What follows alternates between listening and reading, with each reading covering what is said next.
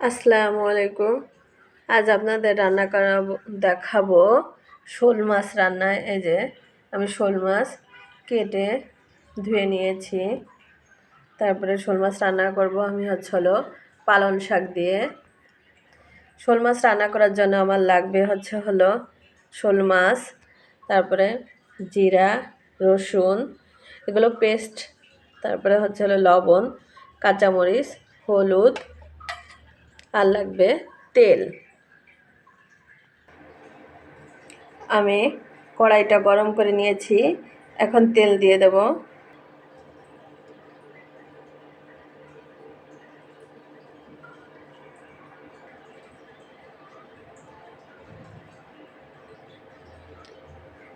আমি কয়েকটা কাঁচামরিচ দিয়ে দেব। আমি এখন দিয়ে দেব জিরা আর রসুন পেস্ট।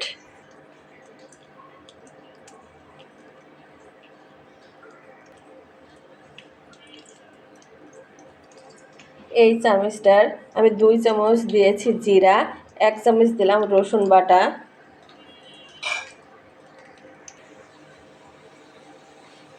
মরিচগুলোকে আমি এই যে মাঝখান দিয়ে ফালি করে দিয়েছি। মাঝখান দিয়ে ফালি করে আমি ঝাড়া দিয়ে সব বীজগুলো ফেলে দিয়েছি।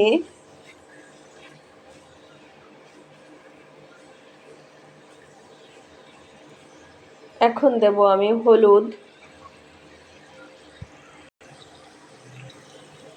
দেব লবণ,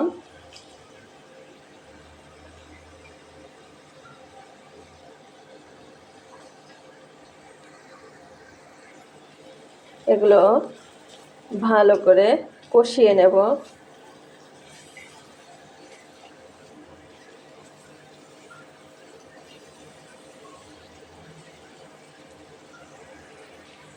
আমার মশলাটা কষানো হয়ে গিয়েছে, এখন আমি দিয়ে দেব মাছ। আমি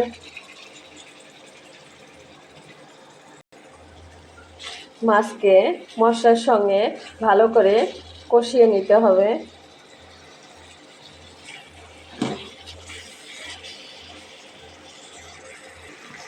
শোল মাছগুলো আমি 3 মিনিট ধরে কষিয়ে নিয়েছি পানি ছাড়া। এখন আমি একটু পানি দিয়ে দেব। পানি দিয়ে আমি মাছগুলোকেই কষাবো।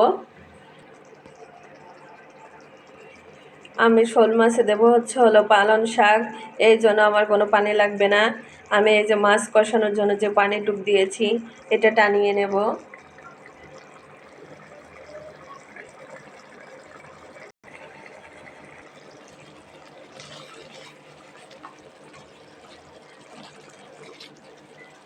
আমি পালং শাক দিয়ে শোল মাছ রান্না করতেছি, এই জন্য একটু ঝাল বেশি দিয়েছি, কারণ শাকে একটু ঝাল বেশি লাগে। শোল মাছে পানিটা টেনে গিয়েছে, এখন আমি পালং শাক দিয়ে দেব। আমি সব পালং শাক দিয়ে দিয়েছি। শাকের তরকারিতে একটু ঝাল দিলে অনেক টেস্টি হয়। শাকের তরকারিতে কখনো শুকনো মরিচ দেবেন না, কাঁচা মরিচ দিয়ে রান্না করলে ভালো হয়। পালং শাকে অনেক পানি বের হবে, তাই আমি শাকটাকে ঢেকে দেব না। এই যে তরকারির থেকে দেখুন পালং শাক থেকে কত পানি বের হয়েছে। আমি কোনো পানি দেইনি, পানি না দেওয়াতেই এত পানি বের হয়েছে। এখন আমি পানিটাকে টানিয়ে ফেলবো। এই পালং শাকের তরকারির ঝোলটা আমি একদম টানিয়ে ফেলবো, কোনো ঝোল রাখবো না। শাকে এখন আমি টমেটো দিয়ে দেব।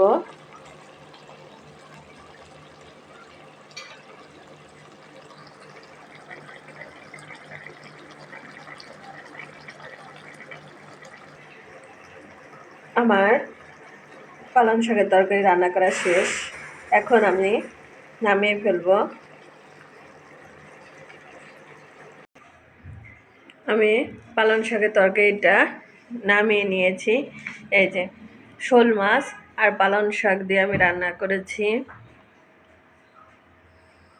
খুবই অল্প সময়ে অল্প জিনিস দিয়ে কিভাবে রান্না করতে হয় আমি দেখালাম আজ আপনাদের। আল্লাহ হাফেজ।